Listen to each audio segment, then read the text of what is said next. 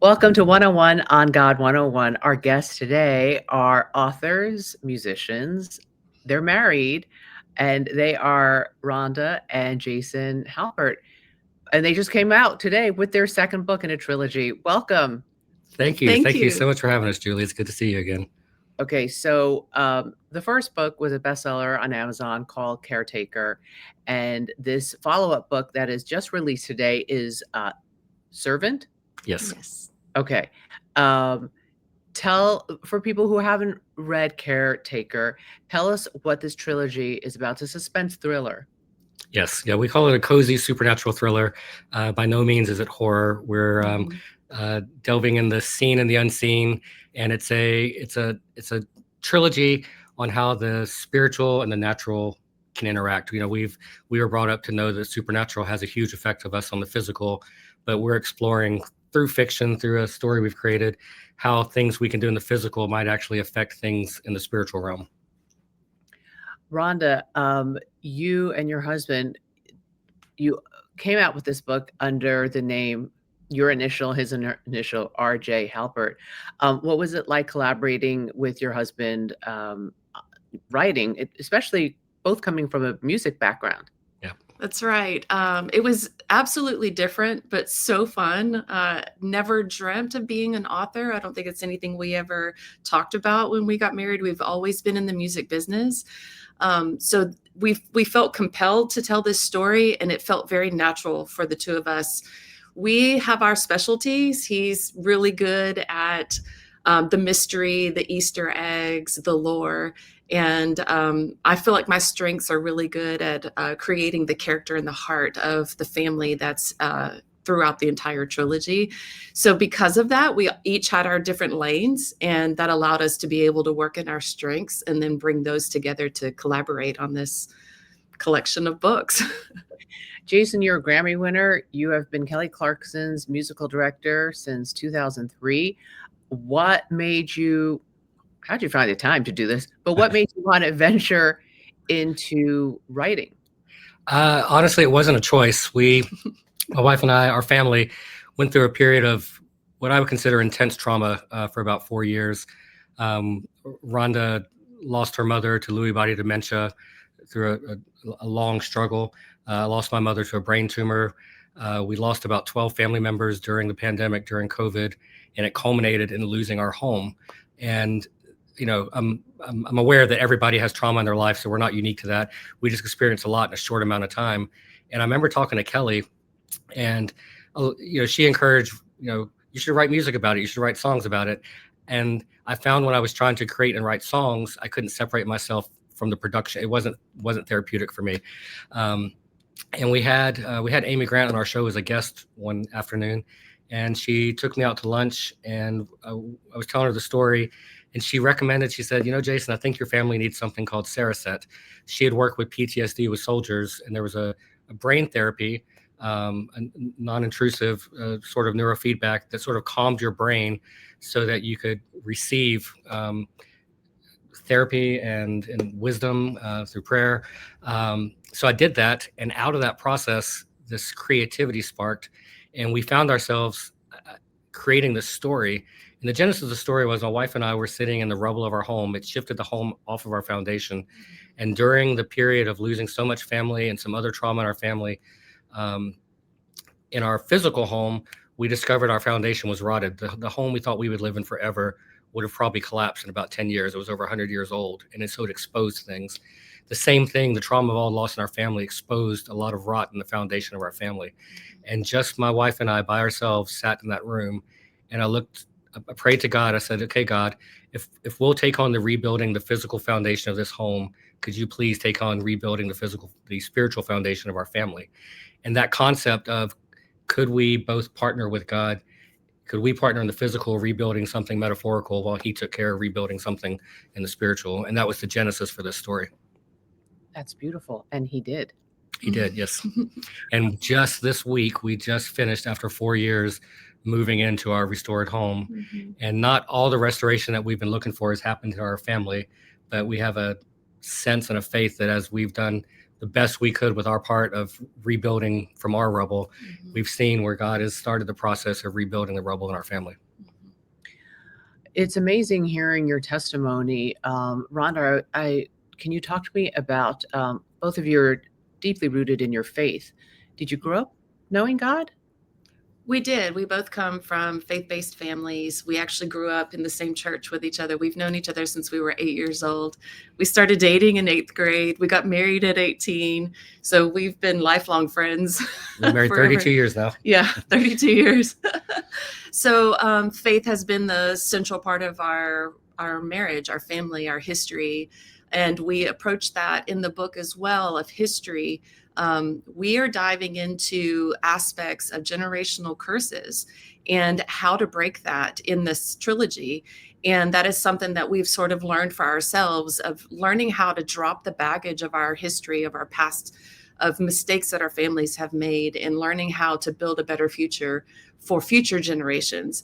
So as we've explored all of that, as we rebuilt this house that we've just moved into, the whole time, Jason and I kept talking about, we need to remember we're rebuilding for our future generations. So what would we do differently? How would we change this? What could we do to ensure that our children's children's children are going to inherit something of great value, both spiritually and physically? And so we really focused on that through this whole process.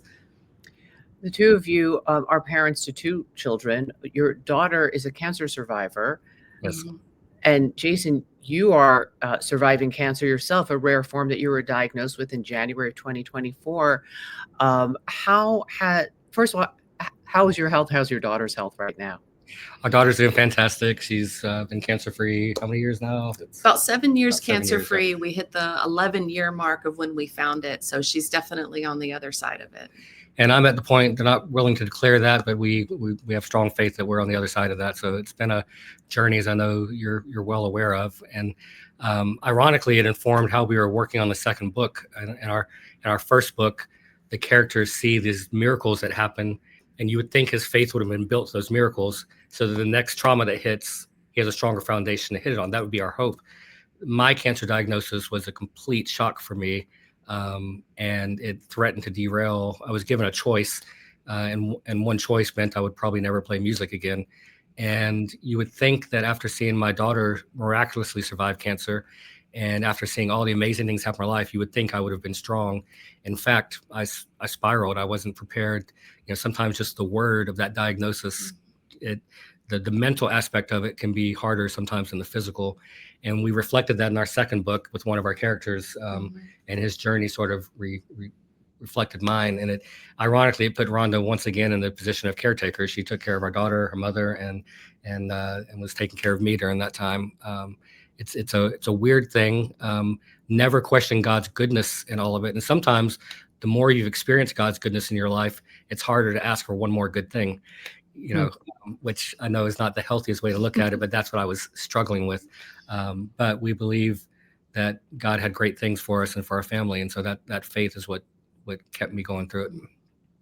You didn't have to give up your music career. What were your symptoms, and how did you get to where you are now, which is you look and sound great? Thank you. And I know you're still in it. Yes. You're not declaring victory yet. Yep. Yeah, ironically, my first symptoms that I noticed were we were preparing for our last Vegas residency a couple of years ago, and I'm a workhorse. I love doing what I do. My brain couldn't focus. I was having a hard time doing the task that I would normally do, and even the stresses of TV with the Kelly Clarkson show. We have 180 episodes a season, and I thrive under that. All of a sudden, I was not able to keep some of these things together that I was doing. And then about 3 months later, the physical pain began.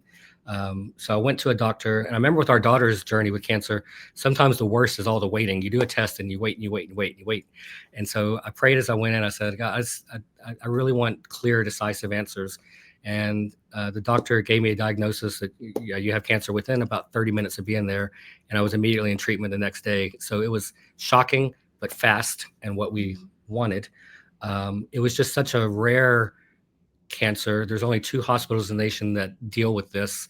And one of them was in New York City at Memorial Sloan Kettering, right next to where I work at 30 Rock. So again, another miracle that, our show moved to New York just in time for me to be able to continue on the show and to continue the things that I had to do to be able to work through it.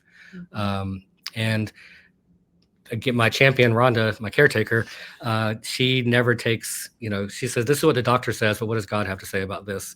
And so as I was scheduled for a surgery that would have radically altered my life, I mean, I did do some surgery, but the one that they wanted to follow up with, that I would have had a 50-50 chance of even making it through it, yet alone doing music.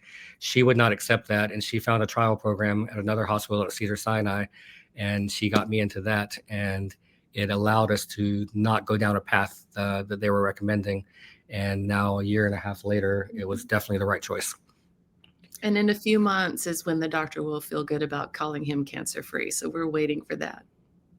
Oh, well, there are so many praise reports here and examples of the power of prayer. And, God is the great physician. And because you two are both rooted in your faith, you knew not to just blindly go where doctors were advising. Yep. That is incredible. I mean, down to getting the diagnosis in 30 minutes, and then that's an answered prayer, and then going to treatment the next day. I've never heard of that. Yeah, it was truly a miracle. And then to be able to continue, to be able to, I walked to work at 30 Rock, to be able to 5 blocks away, go to Memorial Sloan, do what I need to get done in the mornings, and then still be at work and still do the things I needed to do, was just a complete answer to prayer. It couldn't have happened in a better way. And of course, supportive boss, a supportive staff that allowed me to be a little bit weak when I'm not used to being weak. It was a very special gift they gave me.